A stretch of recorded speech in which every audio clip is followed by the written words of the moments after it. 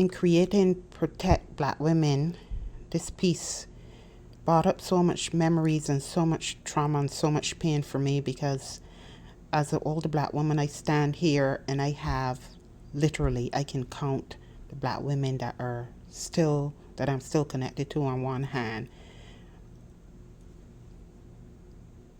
Older Black women consider a person like me radical, because I don't buy into the beliefs they have about how I should be as a Black woman, how I should raise my daughter as a Black woman, what I should look like, what I should wear, what kind of man I should have. I shouldn't be I should be choosing men to be the sole protector of me.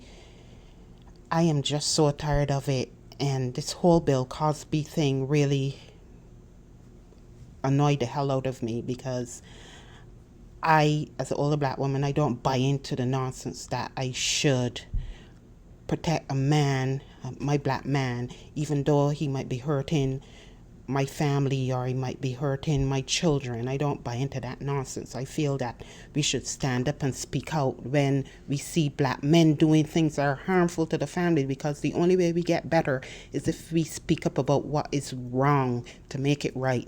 And an article in the Griot really struck a chord with me. It's called Not My Auntie, How Some Older Black Women Fail Black Women and Girls by Shanna Pinnock. And it says, I'm going to read from it because it says everything.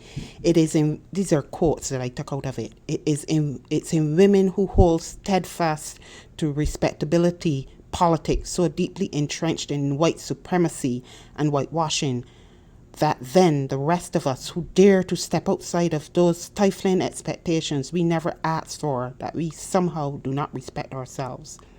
The toxicity among older generations of Black women is alive and well, that the generation that bred the likes of Audre Lorde, Toni Morrison, Angela Davis, and other fierce Black women is still holding on tight to the shackles of patriarchy and misogyny. The toxicity lingers in the aunties who are proud R. Kelly supporters who would rather comment on fast, quote-unquote, fast-tailed girls than the male predators who groom and abuse them. It lingers in the aunties, mothers, and grandmothers who prefer to villainize victims because they are more concerned about optics, quote-unquote, and not letting, quote-unquote, family business protect Black men at all costs out in public. It's the same toxic cycle that allows for those women to never report the predators in our own families, instead choosing to quietly warn family members not to leave children alone with the offending relative, but still encouraging children to go give the relative a hug. We've seen the harm manifesting the blatant valuing of sons over daughters in church-going, quote-unquote, older women encouraging other women to stay in mentally, emotionally, and or physically abusive relationships because having an abusive man is better than no man at all. So says the Lord. Not to mention the rampant homophobia and transphobia permeating our culture.